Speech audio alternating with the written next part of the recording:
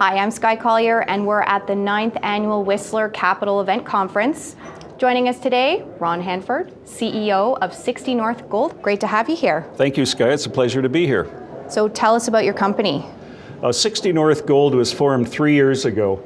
And the thing about gold, much like real estate, is focusing on location. We're on the Yellowknife Greenstone Belt in the Northwest Territories. And if you look at the history of production on this belt, there's been some terrific mines there. They had the Con mine and the Giant mine outside of Yellowknife, which had 14 million ounces of production between them. And at the north end of the belt, about 100 kilometers away, was the Discovery mine, which produced about 1 million ounces at a head grade of about 1 ounce per ton. Our Mongold project is halfway between those, and we actually were a producing mine in the 1990s. We produced 15,000 ounces at a grade of around 1 ounce per ton.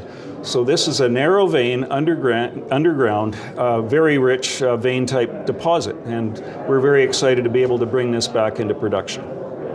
And looking at the gold space at large, tell us about your competitive advantage. What differentiates you from the rest of the gold names?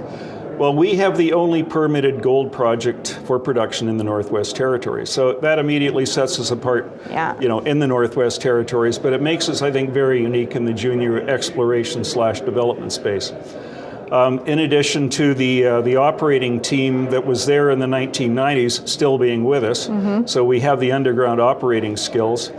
We also have as the owner of the project, Dave Webb, who is a PhD geologist. He did his thesis on the Northwest Territories Yellowknife Gold Belt. So he's an expert, and that helps us differentiate from our competitors as well. But since we've been on the project, we've decided to look around besides the former producing underground mine. And that is permitted for production still, which, we can get that back into production within a couple of years.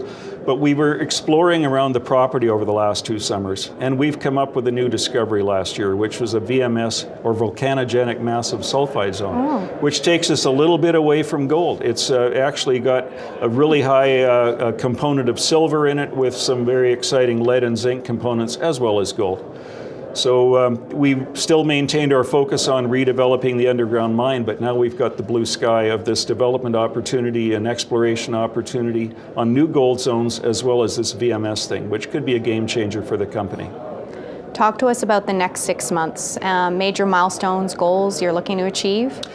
Right now, we've contracted an airborne geophysics company to look over the entire property and do a survey. This type of survey looks into the ground maybe about 100 meters deep.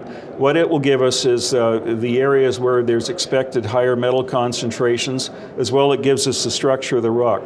So the net result of this is to come up with drill targets, and that's what we would plan to do. We would hope to have this report around the end of February, and then get drill targets, which would then generate a drill program we could carry out over the summertime. In addition, we're going to continue to try and do the underground development if we can get the equipment up this year. We'll certainly be pursuing a bulk sample this year, otherwise it might be deferred to next year. But in any event, we've got lots to chew on with both the underground and surface opportunities. Thanks for joining us. It's been a pleasure to be here. I look forward to giving you an update in the future, Skye.